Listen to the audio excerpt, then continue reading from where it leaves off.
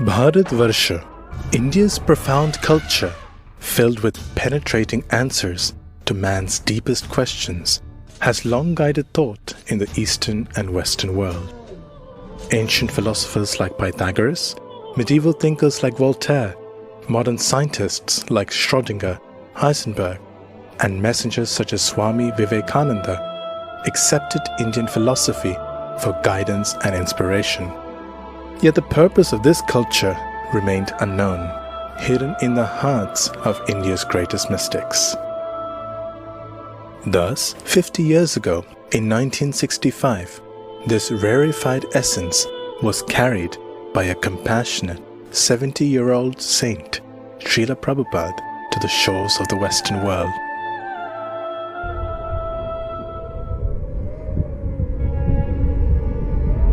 Embarking on this difficult transatlantic voyage, experiencing 2 heart attacks on his 38 days aboard. The pain was so severe. I was attacked by heart attack while on the sea twice. This embodiment of India's sacred teachings set out alone with an impossible wish to spark a revolution of the individual heart, to fill it with purpose in a world of uncertainty, with joy in times of difficulty on an international scale. This gift was the teachings of Bhagavad Gita as it has been practiced for millennia, as it is, along with its original Vedic Krishna conscious culture. By his character and his compassion, Srila Prabhupada's systematic and scientific presentation of Krishna consciousness penetrated the very hearts of all those who heard him. In America, in September 1965, my mission is to preach the philosophy of Lord Chaitanya, chanting Hare Krishna, Krishna Krishna, Hare Hare, Hare Rama, Rama Rama, Hare Hare. And within a mere 3 years of his arrival, a genuinely international society, ISKCON, manifested globally inspiring teachings of Indian A. Arts, such as painting, music, instruments, and exhibitions. B. Books, particularly his magnum opus, the literary and intellectual jewel, Srimad Bhagavatam. C.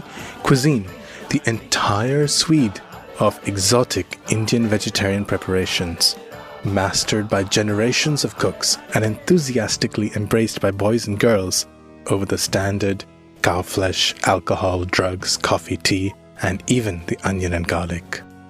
D. Dressing, men with dhoti kurta, women in saris, all with tilak. E. Etiquettes, respect to elders, the saintly, and to God. F. Following the cultural pathway, Sanskriti, for example, introducing the sanctity of Vedic marriage with all its duty and its commitment. G. A God-centric program establishing a personal relationship with the Lord in the form of exquisite deity worship, performed communally with kirtan, distribution of Mahaprasad, and worship. H. A healthy lifestyle with regulation such as rising early in the morning and pure habits such as bathing upon rising. I. Indian ethics, establishing the value from scriptures such as Ramayana and Mahabharata of a life filled with perseverance, tolerance, and humility over personal appearance, education, and wealth. J.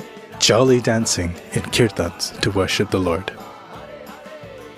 Srila Prabhupada's teachings were centered on the essence of India's wisdom, that the constant chanting of the Hare Krishna Mahamantra, or as he called it, the great chant for deliverance, was capable of revolutionizing the world.